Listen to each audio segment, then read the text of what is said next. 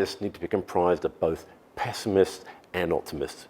Churchill said the pessimist is the person that sees the problem in the opportunity, and the optimist sees the opportunity in the problem.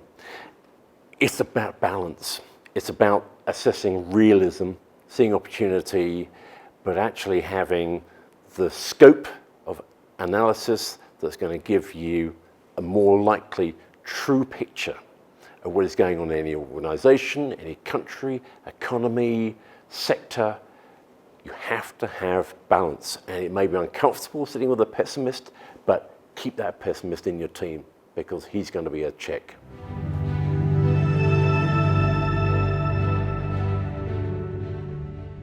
I believe very firmly now that globalization is a greater and more permanent force of influence in the world than governments. Governments come and go. Left wing comes and goes, right wing comes and goes, ideologies come and go. But globalization, the influence of corporate powers, but also the interdependence of countries, economies, financial institutions, capital flows, they are all creating this organism around the world that is actually governing and steering, if you like, the way that governments think and act. It may not be evident, but it's there and it's more permanent and it's probably a force for good in general.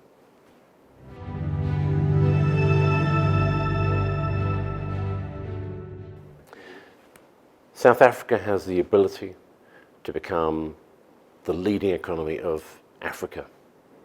And Africa itself has the ability, of course, to be a massive economy in the world, if not the dominant economy in time. But South Africa, without a question.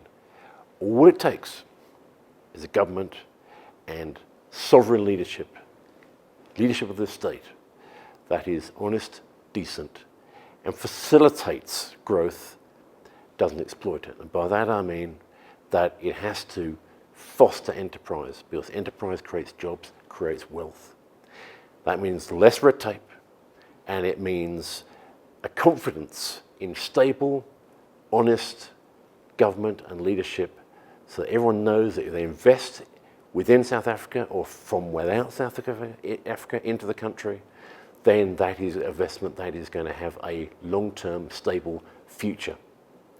So it's a government that is, as much as possible, out of the way of enterprise, media facilitator. So it's a minimal presence, but it's an honest presence, and it's a global presence as well, though, because you have to have that view of the outside world. And that's also what governments can be really useful for, is facilitating those connections to the outside world. And then without a question, South Africa can be a tremendous force.